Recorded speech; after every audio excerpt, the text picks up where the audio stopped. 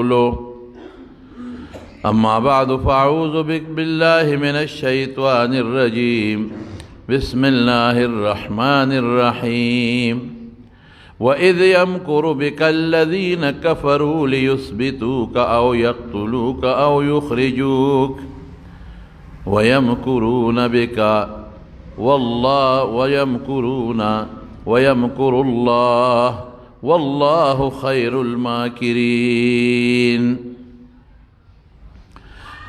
د سیرت په مسله کې په بیان کې د نبی علیہ السلام د هجرت خبره مې شروع کړې وه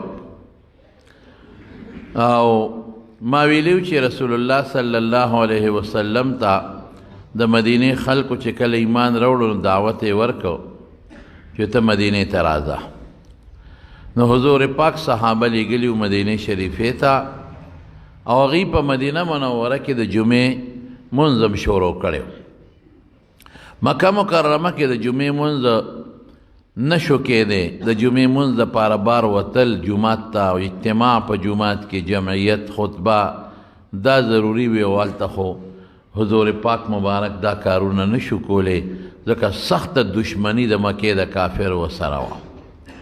نو صحابه چې مدینې ته لاړل نو بیا په مدینه منوره کې چې دی په کم ځای دیرو نو هلته یې د جمعې منځ شروع کړی او نبی علیہ السلام مبارک فرمایي چې ما ته الله د خوب کې د هجرت ځای ښولی و چې داسې شګلنه غوندې ځمکه ده او د کجورو بوټي پکې ډېر زیات دي. ما خیال کو چې دا به شامي خو وروستو پته ولګېده چې دا مدینه منوره وخته او په تیر شو کتابونو کې چې څومره پخواني دي نو په هغې کې هم د نبی کریم صلی الله علیه وسلم د مدینې د هجرت اشارې دي. صحابه چې کله ولیږل حضرت ابو بکر صدیق رضی الله تعالی عنه د حضور پاک نه اجازت وغوښت چې صاحب ما ته مې اجازت وکړه چې زه لاړ شم. د هغه دا خیال و چې ګنې حضور پاک به نه ځي او صرف صحابه به ځي لکه څنګه چې حبشې ته صحابه هجرت کړی و نبی علیہ السلام مبارک نو کړی. نو نبی علیہ السلام هغه ته وی چې ابوبکر ته انتظار وکړه. اپوی شو وی د الله رسول تم امید کې تمه کې چې هجرت د مدینې به وکړي. ویا بس اپوی شو. دوه خانې واغشتې یو ځان له یو د نبی علیہ السلام دپاره او دواړو له مې د کیکر او د دې بوټو خوراک ورکو ښې سربې کړې وې په دې تمه و چې نبی علیہ السلام مبارک ته به کله حکم کیږي د الله د طرف نه او زه به ورسره د مدینې په سفر ملګری شم. حضرت عمر فاروق رضی الله عنه چې کله ته خلق څوک پټ لل څوک دوه او درې روان شو بس مدینې نه خلق ووتل مکې نه خلق رو ووتل. خو حضرت عمر فاروق رضی الله عنه زړور و بهادر و چې کله ته میدان ته راووته اعلان یې وکړ وی تاسو خلق مسلمانان وهئ او ټکوئ ظلمونه ورسره کوئ او نه یې پرېږدئ مدینې ته زه داسې روان یم که چا کې زور ارادې شي. نو زما وروڼو دې خوا د مکې خلقو سردارانو ته چې پته ولګېده چې مکه خو تقریبا زموږ نه لاړه خالي شوه خلق ووتل او دا اندازه هغې واغېسته چې هر کله چې رسول الله مبارک بمځي هر کله چې دی به ځي ځکه هجرت ته مدینې په ډېر تیزۍ روان دی. حبشې ته خو رسول الله مبارک لا نه او دې ته ممکن ده چې لاړ شي. نو هغې خپل میټ په د هغې د مشورې ځای ولته یې راوغوښته او چې څومره د مکې کافرانو سردارانو تقریبا دا ټول پکې کېناستل او په دې سوچ کې دی چې موږ څوک اوس. قرآن شریف کې الله فرمایي وَإِذْ يَمْكُرُ بِكَ الَّذِينَ كَفَرُوا سکیمونه او سازشونه یې جوړول ستا خلاف لیثبتوک او یقتلوک او یخرجوک. یو کس پاسید وی څوک اندازه خدا سے لرکه دیزي څوک وی یاره داسې به وکړو چې جیل کې به یې واچو نظربند به یې کړو. یاره وی شیطان هم د یو شیخ نجدي د نجد علاقې د یو سپینګیري په شکل ناست دی چې زه هم د دې پیغمبر خلاف یم او د پلان کې قوم مشر یم او ما هم پکې پرېږدی زه به ښه مشوره درکړم. هغې ویل ډېره ښه ده. دا شیطان پاسې د سپینګیري شکل یې ځان یې د هوښیار شکل جوړ کړی وی ګوره داسې مه کوئ، دا نشئ قابو کولی، د ډېر لوی قوم دی، قبیله ده، که تاسو یې نظربند کې یا کوټه کې واچوئ قوم به سبا راشي د نه به اخلاص کړي. مه کوئ. چا وی د وطن نه به وباسو لیخرجوک، بس وبې شړو پیشه او کارې پیشه موږ به اخلاص شو. دا شیطان د انسان په شکل دی پاسې دوی، دا خبرم ټیک نه ده. دونه خواږه خوله خدای ورکړې ده، کبار لاړ ځان سره به خلک ملګري کړي، سبا به در باندې حمله وکړي. ابو جهل پاسې دوی د خبرې خلاصه دا ده که تاسو د پیغمبر نه ځان خلاصوئ، سړي نه ځان خلاصول غواړئ نو بس یو علاج یې دی چې دی وجل پکار دی، لیقتلوک، چې بس دا فیصله وه. ابو جهل شیطان پاسې ده او لاس یې وپړقول، وی دا ډېره بهترینه فیصله ده، دا ټیک ده، وجنی به یې څوک، غاړه به ورته څوک ایږدي. دا خو قوم دی، که یو کس پې ورغی قوم به یې سبا د هغه نه تپوس کوي، جواب به څنګه ورکوي. بابا جی ته خو بار بار پاسې د یو تجویز پیش کا دی رد که بل د دې د حمایت وکړه، ته څه وی؟ شیطان وی زه خو همدا ویم چې د ابوجهل ټیک وی، عامر ابن هشام دا ټیک وی، وجل یې پکار دی. خدا سے وکړي چې د ټولو قومونو خلک راغونډ شو په شریک یې په کور حمله وکړي، نو دې د قوم به د چا نه بدللی، آخر کې به رضا شي، بس ټول به په شریک سوخان یو ځای کې دیت میت ور به کې قصه به ختمه شي. دلته دوی دا میټینګ وکړه، ویمکرون ویمکر الله، دوی دا میټینګ کو. هلته رب العالمین خپل سوچ، الله خو زمونږ په شان سوچونه نه کوي، خپله فیصله کوي. ومکروا ومکر الله والله خیر الماکرین. دوی هم سازشونه جوړی، لیکن چې څوک د الله وي هغه ته که هر څوک سازش جوړی، سازش بے نقاب، او الله بیا مدد کوي د خپلو خلکو. چې څوک د الله وي د هغه بیا الله مدد کوي، الله بیا خپل خلق الله بیا نه خرابوي، ذلیله کوي نه، رسوا کوي نه. او چې د الله دوستی بیا پیغمبر مبارک هغه سره جنگ، الله سره جنگ دی. من آذى لي وليا فقد آذنته بالحرب. الله وی زما دوست سره چې څوک جنگ کوي ما د طرف نه اعلان جنگ دی وسره. الله سره څوک جنگ نشي کولی. دا ټول جبريل علیہ السلام ټول خبرې راوړې حضور پاک ته ور پیش کړ، وی دا مشورې شي. د غرمې وخت نبی علیہ السلام مبارک لال حضرت ابوبکر صدیق کا، حضرت عائشہ صدیقہ فرمائی چې راغی داسې وخت و چې دې وخت کې څوک د کوره نوځي، ګرمي ده او سر مبارک باندې څادر اچولی او چې راغی وی اخرج من عندک، روباسه څوک د سره دی. حضرت ابوبکر صدیق ته بل څوک نشته، انما هو ابنتا، دوه لوڼه مې دي، یو عائشہ ده او بل اسماء. وی ما ته خو الله حکم وکړه چې ځه مدینې ته لاړ شي. وی الصحبه، الله رسول زه خو ملګرتیا غواړم ستا. وی لکه الصحبه، ټیک شو ته مې ملګری.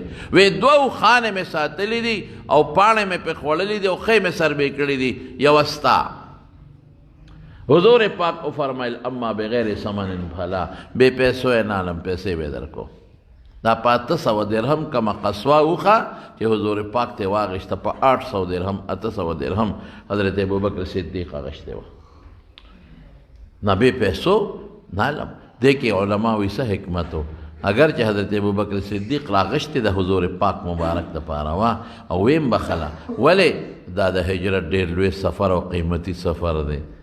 د رسول الله مبارک دا ارمان و چې دا زه خالص په خپل څاروي وکم او خالص یې په خپلو پیسو والا غشتې وکم چې دا ثواب ډېر زیات زما وشي.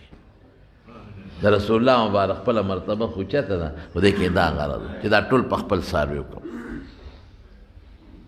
بس صحیح شو، ځان تیار ساته، وضو به اوس ضرورت دی که وضو دنیا ویني. د مکې کافر ورپسې راځي تکل کوي، د شپې فیصله وکړه چې د شپې به وضو. دې خواته د مکې کافر ټول رالل او د رسول الله مبارک د کور نه ګیر چاپېره تو شو، محاصره یې وکړه. او په دې سوچ کې دي چې پېشمني هر ټیم چې په حمله به کوو او بس مړ به کړو، خبره به خلاصه کړو. رسول الله صلی الله علیه وسلم ته جبریل راغی، کور نه ګیر چاپېره ټول کافر تو دي او وسلې ورسره دي. وی څه وکړم؟ وی امانتونه د دې ګوره بیا هم دومره پې د خلکو اعتماد و چې د مکې د خلکو امانتونه د رسول الله مبارک سره پراته وو. علي ته حواله کړه، روزه الله به دې مدد کوي. حضرت علي راوسته او هغه په خپل بستر سمله او چې څومره امانتونه هغه ته یې فلان کې دا ده، فلان کې دا، فلان کې دا به سار حواله کې مونږ پسې راځه. نبی علیہ السلام چې راووت څنګه چې راووتم ټول کافر لارو کوڅو کې ټول ولاړ دي، تورو سره غشو سره وستې سره. او نبی علیہ السلام مبارک یو شګې راواغېستې د الله په حکم او داسې وویشتې شاهت الوجوه، د دوی مخونه د خدای تور کې هغه یې وویشتلې. الله پاک هغه شګې د ټولو کافرانو سترګو ته ور ورسولې. الله فرمایي وما رمیت اذ رمیت ولکن الله رما، دا شګې تا نه دي ویشتې، دا مونږ ویشتې دي. ټیک ده رسول الله مبارک ویشتې وي خو د خدای په حکم. ویشتلو نه مراد د کافرو سترګو رسول مراد دي، اما کړي بس هغوی سترګو کې شګې وې، سترګې دغه کولې مګلې او هر یوې سترګو کې شګې وزلو، طوفان نه زلو نه طوفان. او نبی علیہ السلام ته نه قوت. حضرت ابوبکر ته وی ما پسې راځه، اوښانې پرېږده عمره ځان سره یې واغېست. دا د زیارت ورځ وه، جمعرات ورځ، او غار ثور ته لاړه. سار چې داسې پېشمنې شو بس دوی حمله وکړه. چې ورننوتل حضرت علي صاحب په کټ کې ناست و. وی ملګری څه شو؟ د څه خبره؟ وی دلته د شپې و. وی بلکل دلته و. وی څه شو؟ وی وت په نیمه شپه کې کړ. په کومه وتم؟ په دغه لاره ووت. څنګه په لاره ووت؟ مونږ ولاړو، مونږ ونه لیده. وی دی سره زما کار نشته، په دې لاره ووت. دی یې ونیو، دی یې ګرفتار که وروستو هغه ته ورته ویل ما ته څه پته لګي؟ په دغه لاره ووت نو تاسو ولاړ وئ، نو زه څه وکړم؟ بیا یې خوشې کړه حضرت علي رضی الله. وره د حضرت علي بهادري معلومه شوه ګورې رضی الله عنه. دا سخت وخت و، په دې وخت کې د چا په کور کې ملاسته او د چا هغه په کټ او په بستر کې ملاسته، دا څه وړه خبره نه ده. هغه چې لاړ نبی علیہ السلام، ابو جهل راغور ابو بکر کره وی، ځکه هغې نږدې هلته ورپسې لاړ. بی بی اسما وی ظالم مال یو مضبوطه سپېړه راکړه. وی داسې سپېړه یې راکړه چې زما د غوږ والۍ لاندې پرېوته. وی څه شو؟ پلار دې څه شو؟ مونږ وی نه یو خبر. چېرته لاړل؟ بس ووتل، مونږ ته یې غږ نه دی کړی. ووتل. مکې مکرمې سره نږدې یو غر دی، په غر کې بره یو غار دی، غار ثور، هلته دواړه لاړه. د الله په حکم که مدینې ته نیغ ځي خو دې لاره کې رانیسي، بیا د مدینې ټولې لارې خو دې ته معلومې دي. او دلته نبی علیہ السلام په دې غار ثور کې بس ځان محفوظ وساته. دوی خدا خیال و چې مدینې ته لاړل، ټولو لارو پسې منډې ترړې وړې لارې غټې لارې، دې کې خواره شو چې شا به رابنیسې. لیکن رسول الله مبارک په داسې ځای کې دی چې اړو چاته پته نشته. د خپلو ملګرو کور ته هم لانله چې دا خو معلوم ځای نه دی، بیا راپسې لټای. درې ورځې هلته تېره کړې په غار ثور کې، بره د غر په سر کې، یاره تقریبا کم از کم په کم 2 میله داسې خوشا مزل به ورته دی یو طرف ته. او سخت غار دی، سخت مزل پکې ډېر دی، او شګلندې بنده پکې ښویږي. الحمدلله زه خدای پاک هغه ځای ته ورخېجولم. او یو غار غوندې، اگر چې هغه غر داسې دی چې هغه داسې دا ګټه نرمه غوندې ده، نو دا ګټه یې دغه کېږي را دوړېږي. نو مخکې یو غار و دومره و چې بنده و پکې په ناسته کېناستېدی شو. اوس کولاو شوی دی، اوس دومره کولاو دی چې ما په هغه غر په هغه دغه باندې لږ زور وکړو، یو تاپړې ته را پرېوت، او اوس پکې بل خوا هم سورې وتی دی. هلته ورسېدل. حضرت ابوبکر صدیق رضی الله عنه حضور پاک مبارک ته وی الله رسوله کافرو سره علم قیافې والا دی. قیافه دا چې د دې خپې د قدم نه معلومات کوي. دی برازی او ستا قدم پسې به ګرځي. نو ته دا مهرباني وکړه دې لږ ځای کې ته ما ته لږ را په اوږه شه، دې غاړه پورې دې وړم. حضور پاک ګوره دونه به څوک وکړي چا سره، را په اوږه که را په شی که او هغه غاړه پورې یې وړه چې د رسول الله مبارک د خپې نشان را نه شي.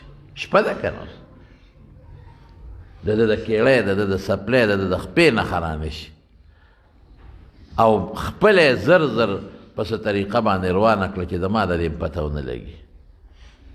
واقعي هغه ځای پورې به کافر راغلی لږ علم قیافې والا قدمونو نه پته لګول، وی دې ځای پورې راغلي دي او دې نه دې خوا پته نشته چې څه شو. خصائص کبرا کې سیوطي لیکلي دي رحمه الله، وین کان فیه کلام، خو به هر کې د رسول الله مبارک لوی حیثیت او معجزت معلومیږي. وی چې هغه هر تنګو او شاړ غارو نو رسول الله مبارک د هغې انتخاب وکړ. خلکو ته خپل کلي او خپل علاقې غرونه او غارونه معلوموي. وی د الله رسوله تل غوندې بار ودرېږه زه ورځم چې دا غار را صفا کړم، هسې نه څه مار لړم څه شی پکې نه وي. نو ورننوته او غار یې را صفا کړه. شپه ده اوس تیاره ده او دې غار کې سوړې وې، نو ده سره یو ټوکړه وه هغه یې کټ کړله او هغه سوړو کې ومنډله. دننه پکې مچی نه لړم پکې نه مار پکې نه وی، او سوړه پاتې شوه، هغې له ټوکړه نه وه او غټه وه سوړه. نو حضرت ابوبکر صدیق هغه غار کې دننه ډډه وواله، هغې کې خپله خپه کېښوده چې دې کې چې ته مار لړم را نه شي. او نبي هم ته ویل حضرت راځه، وردننه شو. د حضرت ابوبکر صدیق سینې ته یې ډډه وواله او هغه خپه په هغه دغې کې ایښودې ده په هغه سوړه کې، او واقعي دننه پکې مار و. مار چې راغی د دې خپې له ټک ورکړه. په دې خو پوه شو چې دننه څه شی دی، دې خپه نه لرکه هغه دوباره ټک ورکړه، دې نه لرکه هغه درې باره ټک ورکړه، او د دې سترګو نه اوښکې روانې دي. او دې وخت کې نبي علیه السلام مبارک وده دی چې که زه اوس دا خپل کوم مثلا دا مار په نبي علیه السلام حمله ونه کړي، او که ده ته وایم نو د خوب نه وځي، دې ته مې نه وایي چې دا اوښکې د سترګو نه وبهېدې. د رسول الله مبارک په مخ ور پرېوتې نه راویښ شو. ابوبکر څه دي؟ الله رسوله دې سوړه کې څه شی دی؟ او زه خو یو ټک ماله خو یې ټک راکړو څه شی دی؟ وی دې خوا که خپه، وی په تاسو به راشي، وي ته پرېږده چې خپه دې خوا که مار جغه وواله. رسول الله مبارک حضرت ابوبکر صدیق فرمایي چې د ما زرې ګوتې مبارکې پلاړې را واغېښتې خپلې خولې مبارکې نه، او د ما په هغه زخم باندې الاړې تاو کړلې. وایي خو داسې شوم لکه چې اړو زه چې چیچلې نه یم. ټیک ټاک شو. زه هسې ویمه ویم د ابوبکر صدیق په څونه قیمتي ده چې د دواړو جهانو د مبارک سردار لاړې دې تاویږي. څونه قیمتي ده، او دغه غیږ څونه قیمتي دی چې حضور پاک مبارک ورته ډډه وایي، او دغه انسان څومره قیمتي دی چې د ځان فکر نشته، خو د رسول الله مبارک فکر دی.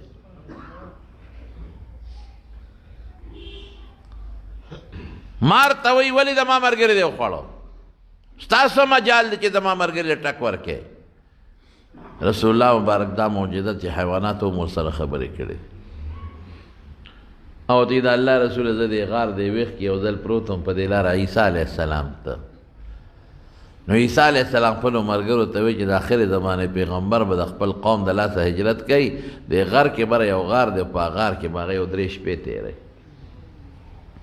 او ستا ډېر صفتونه یې وکړل. نو ما وی چې ورېږه یاره دا به څنګه چل کېږي، دا به څنګه ووینم؟ نو خاص ستا په انتظار په دا غار کې زه پروت یم.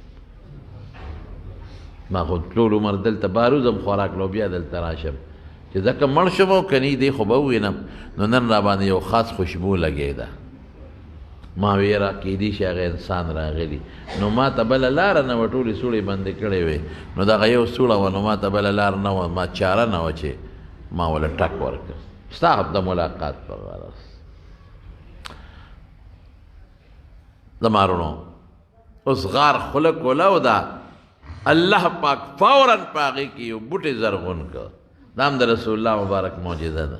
معجزه څه ته وایي چې د پیغمبر نه داسې یو کار وشي یا د هغه په مخ کې د هغه د منشا مطابق وشي او هغه د عقل او د عرف نه بالاتري عقل یې نه مني.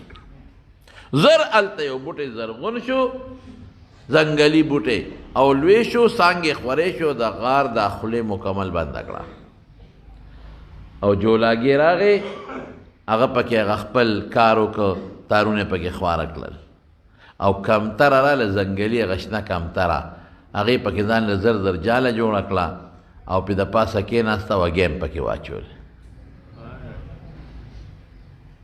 ویمکرون ویمکر الله دی سکیمونه جوړی خفیه تدبیر د بل د ګیرولو د پاره الله وی مال هم چل راځي زه غوره طریقه کولی شم د ابوجهل په دا سره موالی شم دا عده په دا سره موالی شم خو د الله په دې کې حکمتونه دي مال هم چل راځي دی لاړل ګرځېدل چې رالل دی غار به دې باندې بې څو ځله شک پرېوت چې رالل یو ورته وي دې غار کښېنئ چېرته نور ورته وي د غار په خوله کې خو د نیا نه مشره ونه ولاړه ده د نیا نه خو ونه مشره ده نو چې دې تل دا ونه نه ماتېدله د جولاګي دا تارونه نه ختمېدل او د کمترې دا جاله چې دا نه پاسې جاله نه روانېدله حضرت ابو بکر صدیق رضی اللہ عنہ رسول اللہ مبارک ته سوی الله رسول که لږ سر ښکته که مونږ به وویني لږ به وویني رسول الله صلی الله علیه وسلم ورته فرمای ابو بکر ما ظنک باثنین الله ثالثهما دا هغه دوه متعلق د څه خیال دی چې دریم ورسره الله دی مونږ دوه یو دریم رب العالمين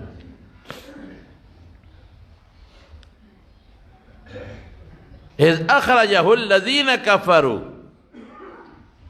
إلا تنصروا فقد نصره الله وکت تاسو سره مدد نه کوي د مکې خلکو ای ظالمانو فقد نصره الله وسره مدد اذ اخرجه الذين كفروا کافرانو ویستو مجبوری که پیستلو ویستل دا چې پیستلو مجبور کو ثانی اثنین دویم د دویونو اذ هما فی الغار فغار کیو اذ یقول لصاحبه لا تحزن ان الله معنا خپل خاص مرګری ته وی فکر مکه او فکر من کېږه ما الله موږ سره دی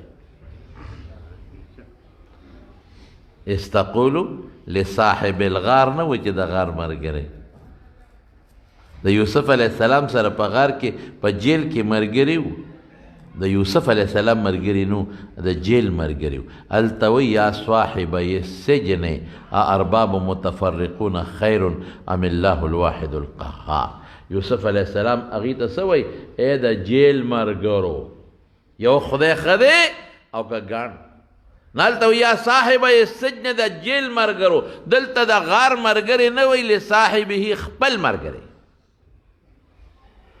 فرق باندې پوه شوې که دا نه وی چې اذ یقول لصاحب الغار غار مرګری ته وی نه نه د غار مرګری نه دی صاحبه خپل خاص یار ته او دوست ته وی لا تحزن نو بعض خلک وی ابو جهل ابو بکر صدیق رضی اللہ عنہ یریدون کیو ځکه الله ورته لا تحزن مت ډر مه یریږه دا معنا غلطه ده لاول خو یره څه خبره نه که غیر اختیاري په انسان یره راشي دا څه خبره نه ابراهیم علیه السلام باندې یره راغلی وکړ چې هغه کله فرشتې رالی او ده پې ده وله سخې ضرورت که او فرشتو هغې له لاس نوړو سخې له یې ګوتې نوړې نو ویرېد وي دا چې تغلني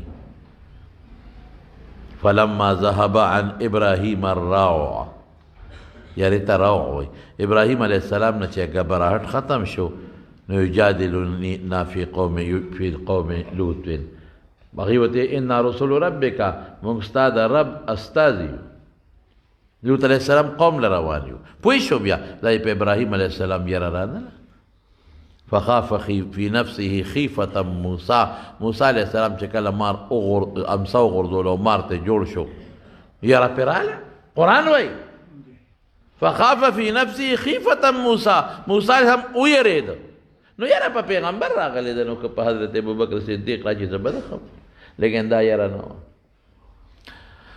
دې ته حزن وایي په عربی کې د بل د وجې نه چې تان ته بل سیز د وجې نه کم ټینشن راشي. د لا تحزن معنا به درته وکړم. اذ یقول لصاحبه خپل ملګري ته وې دې ته طالبان حکایت د حال ماضیه وایي لا تحزن ابو بکر په ما مه یریږه. یری په دې وه چې حضور پاک ته نقصان ونه رسېږي، په ځان نه وه. ګنې بیا به خپه چې ټک ورکړی و فوراً به یې خپله لر کړې وه چې مرم، بیا به یې خپه په سوله کې نه یې ښوده. لا تحزن څه په ما مه یریږه ابو بکر، زما پته ولګېده چې هغه سره ځان فکر نو د رسول الله مبارک فکر و. ان الله معنا، الله موږ سره دی، تا سره او ما سره. دا عقیده ټینګه کا، دا سوچ کلک کا ځان سره چې الله ما سره دی. دا نظریه او سوچ چې دی برابر شو والله که قدم دیم څوک اوچت کی. اسباب بخپل استعماله حضور پاک په جهاد کې زغره چولې ده. رسول الله مبارک ځان ته یو وخت کې څوکیدار مدرولې ده. ډال استعمال هم کړی دی، د ابو طلحه ډال شاته به ولاړو په احد کې. د اوسپنې ټوپۍ هیلمټ هم په سر کړی دی، هیلمټ د مکې مکرمې فتح کې. نو اسباب به استعمالې باید سړي زمړه الله مې مل دی او نیغ په یو شي ورځي. نه نه نه، عقل خدای در کړی دی، کوټې نه روانې او ټوپۍ او الله مې مل دی. نو الله به درته تپوس کوي چې تاله خو ما سترګې عقل در کړی و که. خو اسباب استعمال که خو په اسبابو یقین مه ساته، یقین په الله وساته. دا د حضور پاک اسباب استعمال کړ، غار کې ځان محفوظ کړ، د شپې ووته غار کې ځان محفوظ کړ، د شپې ووته، شګې واغېستې، لاس یې وړقاو. دا ټول اسباب دي. خپل اسباب استعمال کا خدا به نه وایي چې د اسباب مې بچ کوي. عقیده به دی چې بچ کوونکی څوک؟ الله. دارو به استعماله، دا به نه وایي چې بس خدای به مې بچ کوي. دارو به استعماله، وایي به چې دارو مې نشي جوړولی، الله به جوړوي. دم به چې خدا به نه وایي چې دم به مې جوړوي، جوړونکی الله دی. دا عقیده ټینګه کا، بس الله ته رجوع کوه. یو خبره کوم خپه کېږئ ما، دم ثابت دی د حضور پاک نه؟ بالکل. نبی علیہ السلام په ځانم دم اچولی دی، په صحابه یې اچولی دی. تعویذ هم ثابت دی. یو صحابي دی عمرو بن العاص رضی الله عنه، هغه چې کم نابالغه بچي و نو د اعوذ بکلمات الله التامات یې ولیکو، په کاغذ کې ولیکو، هغه یې په غاړه کې اچولی. لیکن نن سبا زموږ خلک ټول عمر پر تعویذونو پسې و، په دمونو پسې سر دي، خو خدای ته رجوع نه کوي. اصل سیز درته وښیم، کله چې پریشانی راغلی ده، کله او تکلیف راغلی دی، د هغې دپاره پیغمبر مبارک یو سنت عمل ښولی دی. 2 رکعته نفل او صلات حاجت ورته وایي، هغې پسې دعا وکړه. ودرېږه الله ته، 2 رکعته نفل وکړه، د حاجت په مونږ صلات حاجت ورته وایي، او الله تعالی سوچت کا. بس ته ګوره چې الله حل کوي که نه. مونږ هغه صلات حاجت مسنونه طریقه پرېښې ده، وي پلانکي ځای کې تعویذګر دی، هلته ځو تعویذ، او پلانکي ځای کې دمګر دی، هلته ځو دمګري پسې، پلانکي ځای کې دا دی. ټول ورځ ښځې هم ګرځي او سړي هم ګرځي او ماشومان هم ګرځي. ټیک خبر، بد نه ده، دم خیر دی که یو سړی لاړ شي. خو مونږ خدای ته رجوع پرېښې ده، یو کار مو ته ویلی دی. بس هلته تعویذګر دی، هلته دمګر دی، بوډونه هم خلکو لګولی دي. زه تعویذونه کوم، زه دمونه اچوم، په تا چا څه کړي دي؟ یو توره ښځه ده که نه، په ګاونډ کې او ببر سره هم دی، او تا سره کله کله راځي، او د هغې څه چل کړی دی. نو دشمني جوړه شوه. چې کومه ښځه په دغه او که نه، نو خلکو کله خو میلمانه ځي راځي که نه، ګاونډیان هم راځي، بس په چای شی ور چسپان کړي، دشمني والا جوړه کړي. او په چې پیژنګلو وي نو لاړ شي د قبر، د پلار د قبر سر ته ولا تعویذ ومنډي، وایي د پلار د قبر سر ته تعویذ پروت دی، ورشه. چې دی ورشي هغه اوچت کړي، خو د خدای والي ښې کړ. وګوره وایي ټکې راته ویلي وکړ، تعویذ رو بس. صحیح تعویذ دم بالکل ثابت دی. جنات هم شته خلکو ته ضرر رسوي، دا نه چې نشته. دا اسباب دي د استعمال. ما دا مطلب دی چې دا مې استعمالوه، استعمال کا خو الله ته رجوع کا. اصل سنت عمل دا دی. تکلیف راولی اللہ لرکی سوکا لگا اللہ تعالیٰ سوچت کا خدای بندہ مستون عملو کا رسول اللہ مبارک مستون عمل او دمی ما چولے دے چی کلا پی سحرو چو جادو شو معوذتین پلاس چپکلی پدا نراخ کے دے دم منع نہ دے دم ثابت دے سحرو چو معوذتین پلاس چپکل پدا نراخ کے حسن و حسین رضی اللہ عنہ میں دوار دم کردی دی ابراہیم علیہ السلام دم چولے دے جبریل علیہ السلام پا حضور پاک دم چولے دے دمونا ثابت تشتا خو دما دا خبری پا مقصد پیشوے کاروباری تعویزگرو پسے مگر دے کاروباری نا یو عالمی دم در باندې واچي او نیک سړی وي دم واچي دا خبره ده خو د دې دم سره سره لږ غوندې الله ته رجوع کا او 2 رکعاته نفل وکړه او لاس پورته کا الله دا تکلیف تا راوستی دی پروردګاره ته به ختمې دا دم هم خدای به ختمې دم کې به اثر اچي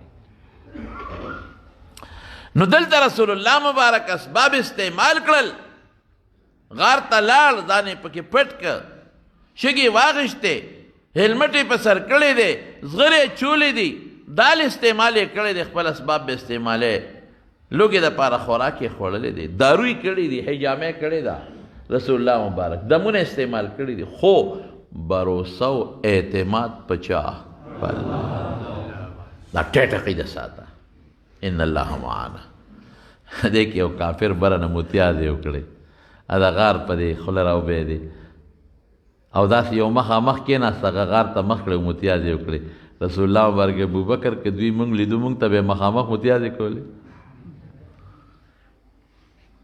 او عبدالله ابن دا حضرت ابوبکر صدیق زویو عبدالرحمن دی به ټوله ورځ ګرځېده په مکه مکرمه کې هلکان خو ګرځي د مکې د خلکو حالات به یاد کړل د شپې به لاړ شپه به د رسول الله مبارک سره کوله ټول ال به ورته وي نن دا چلو شو دو شو او د حضرت ابوبکر صدیق رضی الله عنه یو غلام عامر ابن فهیره هغه به ګډې چیلې سرولې نو چې داسې مازدیګرۍ به شو نو غارسه ورته به یې په مخه کړې چې څوک را به پې نه شي نو هلته به یې هغه څاروي ولشل نو ابوبکر او نبي علیه السلام له به یې پی ورکړل او پېشمني به راووت چې څوک را باندې پې نه شي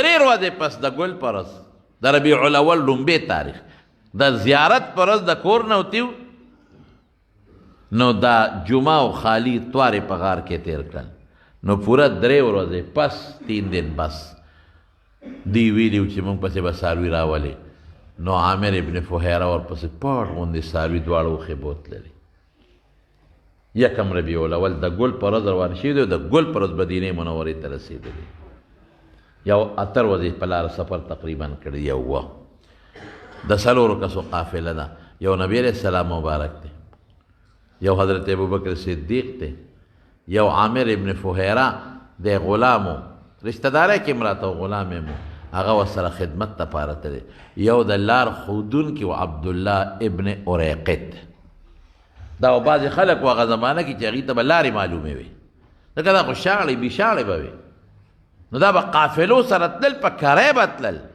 په مزدورۍ خلکو پیسې به ورکولې لارې به ورته معلومې په هغه لارو به یې خلک بوتلل زه چې کوهي تور ته تلم موږ له باقاعده دلیل ورته وایي موږ له په 2,500 پیسو باندې یو دلیل مو نیو د هغه ځای هغه ته لار د غارې سور دغه معلومه وه دا څه ورته کوهي تور را سره مستقل لاړ موږ یې ورسولو او بیا را سره واپس راغی قافلو سره خامخا ځي عبدالله ابن اریقط د 4 کسانو 2 خان روان شو مدینې ته حضرت ابوبکر صدیق رضی اللہ عنہ فرمائی دغه ورځ پورا سفر وکړه مکمل د شپې سفر وکړه سبا لغرما مونږ یو ځای ته ورسېدو د دریاب په غاړه بوتو چې کوم د مدینې عام روډ او عام لار په هغې به ونه تلو داسې لار چې چاته پته نه لګي نو سبا چې کله غرمه داسې ماسپښین شو نو یو تیږه وه غټه اونه وه دا ګټه وه د هغې لږ سورې و نو هغې له لاړم هغې کې باندې مې څادر واچو او رسول الله مبارک ته مې ووایي چې د الله رسوله ته دې سورې د څمله او زه دله طلب کوم که چې ته څوک مې پیدا کړل چې لږ خوراک دې والي حضرت اسما د ځان سره ستوان متوان د کوره وړي او بیا هم ځان سره وړي وې حبیبي اسما یو نطاق و ښځې د دې پرتوګ د پاسه به عربو ښځو یو دویم پرتوګ اچاو خو هغه پرتوګ کې به پیسې نه وې لکه د لنګ په شان به نو هغه بیبي اسما هغه د طاق اوس پردو په منځ یې دوه ځایه کړه نیمې وله په سامان کې کېښود چې دا به ستاسو د رستخاني که په لاره پې خورا خورئ او په نیمې وله د هغه توشدان چې کوم مشکو د هغې خولو تړله ابوبکر صدیق فرمایي چې ما یو شپونکي ولیده هم دې تیږې له را روان و دې سوري له خو مونږ ته مخکې شو نو ما هغه ته ویل لکه د چای نو مکه کې یو سړی یاد که د هغه غلام یم مې دې ګډو چیلو کې د پیش تا وی او مونږ له به لږ اوله شي وی بلکل رسول الله مبارک اوده شو داسې د غرمې نه پس د ماسپښین دا ټیم دی ما هغه ته وی لاسو سنډه هغه لاسونه وسنډل او یو ګډه یا چیلی اوله شله او اوبه مې راواغېستې د پاسه مې پې اوبه واچولې چې یخ شي ځکه ګرم او په سفر کې ګرم شي چې بنده استعمال کې اکثر خېټه هم خرابوي نو اوبه مې واچولې لسي مې ترې جوړه کړه رسول الله مبارک را پاسېدلی و وله مې ورکړل هغه لسي وڅکله وی ما ته وی چې ابوبکر د تلو دا اندازه نه رابره شوه ځو نه مې د الله رسوله ځو حضرت زبیر رضی الله عنه د قافله کې را روانو چې مونږ یې ولیدو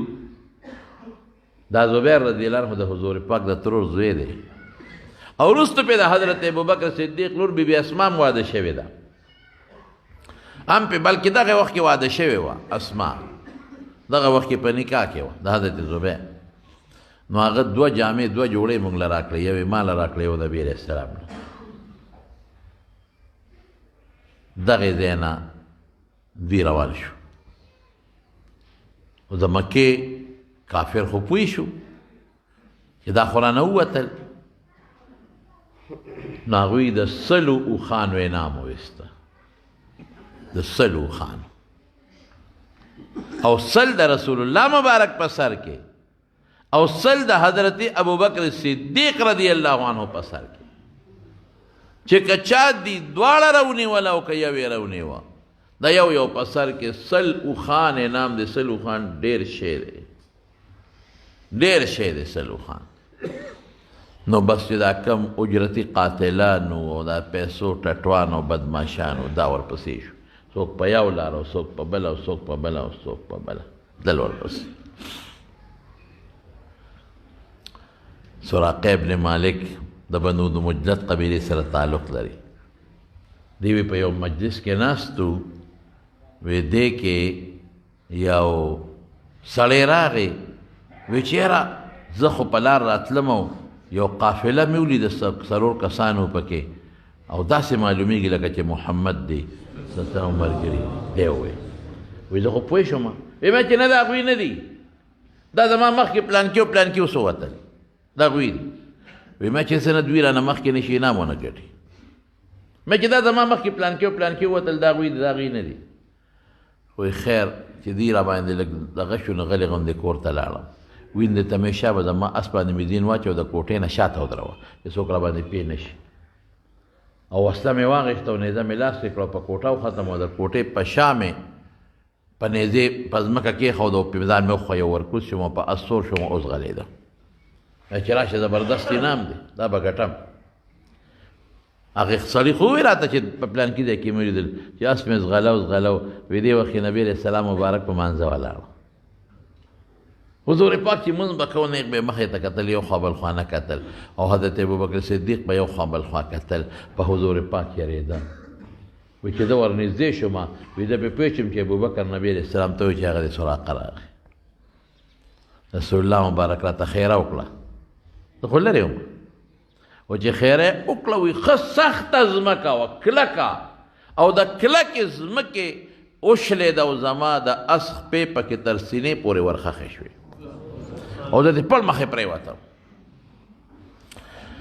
وایي چې پړ مخې پرېوتم زه پوه شوم چې ما ته یې خیره وکړو ما ورته وایي چې داسې وکړې چې ما معاف کړې تاسو ما ته خیره وکړه او زه واپس ځم او زه به دنه خلک دا لار به دنه تمبوم وی نبی اسلام وایي چې ښه ځه وایي چې اس ته مې چک ورکړې خپې راووتې وی واپس شوم لږ چې واپس شوم بیا سلو خان میړه کې پراته دي هسې نه دا ځای ټیکو او دا هسې کلک نرم او دا چل نه شوی نو دی به دغه کول دا قراندازي به یې کوله نو ما سره بټوه دغه شوه همې وړه کوله غشونه مې تپوس کو قرآن اندازي کوم چې پې ورشم که نه چې غشي مې وړقول او د هغې نه مې غشي یو راویسته نو په هغې یې لیکلي لا دا کارونه کې ګورئ خو د هغې مې نافرماني وکړه د هغه قرآن اندازۍ باندې مې قرض ونه کو بیا پې ورشت مې والی نیزه مې لاس کې ده وایي چې بیا مې ورشت والی بل ځای ښه کلکه ځمکه د هغې کې بیا د اس دواړه خپې تر سینې پورې ورخښې شوه پړ مخې ته پرېوته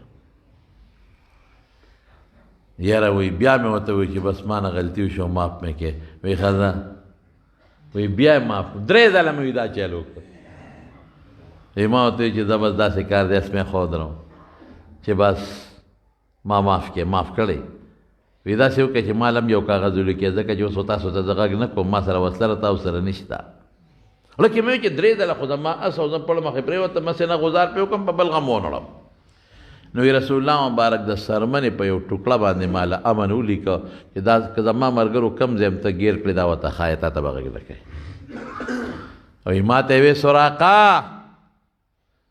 ستا په سر د کسرا بادشاه تاجینم او ستا په لاس کې د کسرا باچا بنګړینم کسرا د فارس باچا و داسې و لکه د امریکې باچا چې یاره وایي چې دا خبره وکړه ما وخندل داسې راته دا خبره ډېره غټه ښکاره شوه چې دې وخت کې خو ستاسو دومره ځای نشته چې په خپل کلي کې ځای نشته او دونه غټې دعوې کې چې موږ به پاریس پته کوو د هغه بادشاه به بادشاهي یلو تاج به ستا په سر وي بنګړي ستا په لاس کې داسې ناشنا را باندې ولګېده واپس شوم چې په لاره به څوک راتلل ده به ورته دا لار مې کتلې ده دلته نشته د ځمکې ته به یې ګوته نیوله دلته نشته خدای پاک هغه دشمن پې مهربانه کړه هغه لار بس به دې به څوک خلک به تنبول ما دا لار کتلې دلته نشته بس خلک وایي واقعي نشته زمارونو الله هغسې وکړل دا سراقه وروسته بیا خدای مسلمان که او چې کله د حضرت عمر فاروق رضی الله عنه په زمانه کې د کسرا سره جنگ شو او کسرا بیلا او ګټه مسلمان وکړه او فارس قبضه شو حضرت عمر فاروق ابو عبیده ابن الجراح رضی الله عنه ته ویلي وی ګورې یو کار به وکړې چې د علاقه فتح شي ماله به سراقه هم رالیږې او د کسرا بادشاه بنګړي او د هغه تاج به هم رالیږې دې کې مې غرض دی هغه والا تاج هم راولېږه او سراقه هم راولېږه چې رالل وی دې کې د کسرا بنګړي نشته بیا ورپسې ستا دی ولګي چې سامان یې ولټو بنګړي را پیدا کړل حضرت عمر فاروق د مدینې خلک راغونډ کړل او لویه جلسه جوړه کړه او وی د رسول الله مبارک ارمان د هغه د وفات نه پس پوره کوم د هغه د یو ارمان و هغه پوره کوم وی سراقه څه درته ویلي د هجرت په سفر کې وی ما ته وی چې ستا په سر د کسرا تاج وینم او ستا په لاسو کې د کسرا بنګړي وینم وی راشه کنه تا هغه وخت سره څه وی وی ما هغه وخت سره وی چې نن د کلي کې ځای نشته او دومره غټې دعوې کې وی اقا تاج چې حضور پاک ویلي ادرته اوس په سروم د کسرا دا دی او هغه بنګړي دې په لاسو کې اچوم اگر چې سړو له بنګړي ګناه ده خو د حضور پاک د خولې مبارکې وینا ده نو د رسول الله مبارک د وفات نه پس د هغه ارمان پوره کوم تاج یې ورته په سر کا بنګړي ورته په لاس کې واچي بهر کې دې نه پس هم په دې کې څه خبرې اترې شته خو دا وخت ختم شنو انشاءالله که موقع ونو آینده جمعه کې باقي خبره به وکړم چې هجرت د مدینې څومره ګران کار او آسان کار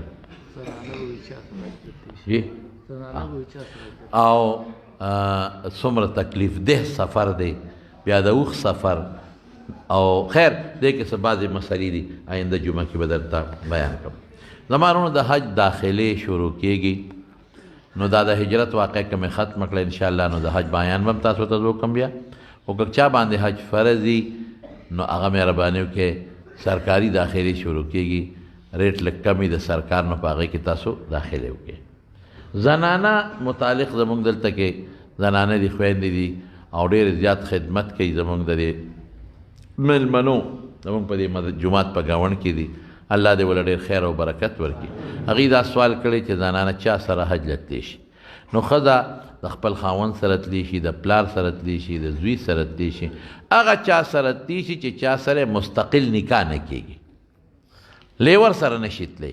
لیور سره خو عارضي نکاح بنده ده، ولې که دا خاوند یې مړ شو نو بیا لیور سره نکاح کېږي. نو هغه چا سره چې مستقل په حرام یو نکاح نه کېږي هغې سره تلی شي، ماما سره تلی شي، تره سره تلی شي، رور سره تلی شي، زوی سره تلی شي، خورۍ سره تلی شي، رواره سره تلی شي، دوی سره تلی شي زنانه. الله دې وله توفیق هم ورکړي او خدای پاک دې بوزي.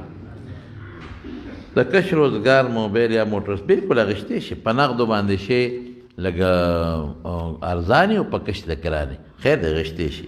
د میرودو د کندي د ارشد پلار مرتضی کاکا وفات شوی دی، خدای پاک دې وبخي. مرتضی کاکا ډېر ښه انسان و، خدای دې وبخي، الله دې مغفرت نصیب کړي. انارو باغ کې یو ماشوم وفات شوی، الله دې وارثانو له صبر ورکړي. ممتاز ماسټر صاحب د غزګي، ممتاز استاد ښه، الله دې وبخي، الله دې کله نن الله دې وبخي. هغه خو ډېر لوی خدمت کړی زموږ په دې های سکول کې او د ډېر هلکانو استازو، الله دې مغفرت نصیب کړي، الله دې وارثانو له صبر ورکړي. د مدرسې یو طالب العلم دی، د عمرزو پمپ سره د هغه نه 40,000 روپۍ روکې شوي دي. که چا له په ګوتو ورغلي نو مهرباني وکړئ هغه بیا راوړئ چې هغه ته حواله شي پیسې. طالب غریب سره سي نو بیا کېدای شي چې ته خدای یو نیک انسان له په ګوتو ورکړي، یا که چې د ماشوم اوچت کړي کور ته به وړي نو مور پلار ته دا اطلاع ورسوئ. که چا سره وي طالب غریب سره اسم نه، الله به وله اجر ورکړي. بعضې ملګري بیماران دي، خطونه یې رالیږلي دي، دعاګانې غواړي. دعا وکړئ چې دا کم بیماران دي الله دې وله روغ صحت ورکړي، الله دې وله شفا ورکړي. ما ته هم ډېرو ملګرو ټلیفونونه کړي دي. یو بل ماشوم دی اوس ما دم هم که زړه کې سوریم دی چې څومره بیماران دي، رب العالمین شفا ورکړي، الله ته وله روغ صحتونه ورکړي. خدای ته دما اوس زموږ ته په دې لار کې ما سره زما یو ډېر قریبي ملګری دی صاحبزاده بابو صاحب، هغه هم بیمار و، ما ته زړه تکلیف ترې راته. دعا وکړئ چې الله شفا ورکړي. څومره بیماران دي الله شفا ورکړي، الله بیمارانو له شفا ورکړي، الله بیمارانو له شفا ورکړي. یہ بشر جان نہیں مولا صاحب او هغه ته هم دعا وکړئ په چپ قدر کې واقعي زمونږه بیانونه هم نشر کوي سار د 7 بجو نه. الله پاک دې وله ډېر خیر او ډېر برکت ورکړي، عافیت ورکړي، الله دې وله شفا ورکړي. څومره بیماران دي الله شفا ورکړي. دې مجلس کې دي، په کورونو کې دي، الله ټول له روغ صحتونه ورکړي، الله شفا وله ورکړي. یا الہ العالمین چې څوک د حج په ارادو دي پروردګار ته توفیق نصیب کړي، ته هغه ځای له ورسولې کې. یا الله که چاته څه پریشانۍ دي په خوشحالو بدلې کې. یا الله که چا مالی کمزوری وي، قرضداري قرضونه اخلاص کې. خدای موږ د دواړو جهانو د فتنو نه وساتې، د آفتونو بلیاتو نه په امن کې وساتې. او ډېر ملګري ډېر لرې لرې ځای نه زموږ د مانځه بیان له راځي، در حقیقت مونځ خو هر ځای کېږي، بیان له راځي او د دا یو درس دی د هغې اورېدو له راځي. الله دې په یو یو قدم ول اجر ورکړي، خدای پاک دې خوشحاله زندګي نصیب کړي. او ډېر ملګري زمونږه لا یو دا پروګرام اوري څه ورته وایي، زه پرې نه پوهېږم په دا ډایرکټ دا بیان اوري. نو الله پاک دې مسافر دي، سهار ما ته د سعودي نه یو ملګري ټلیفون کړی او د مسافرو ته د اقامو وغیره مشکلات هم دي، الله دې مشکلاتو نه په امن کې وساتي. الله دې بار چې څومره دي روزګارونو کې برکات واچوي او الله دې خوشحاله کړي. او الہ العالمین زموږ د زړه حاجتونه پوره کړي، تم مقاصد پوره کړي، او الله تم د حاسدینو د حسد نه وساتې، د بغضیانو د بغضونو نه وساتې، د شریانو د شر نه وساتې، د بد نظرو د بد نظرو نه وساتې. زموږ د دې محلې هم د دې محلې هم د دې بلې د دې دواړو ته دعا وکړئ. څوک چې زموږ د دې میلمنو خدمت کوي، لارې ورته صفا کوي، دا پوړونه ورته ایږدي هلکان، الله دې د دواړو جهانو خیر او برکت او خوشحالۍ نصیب کړي. تاسو دې من الله ډېر خیر درکړي. وصلی الله تعالی علی خیر خلقه محمد و آله و صحبه. یو زنانه ټیلیفون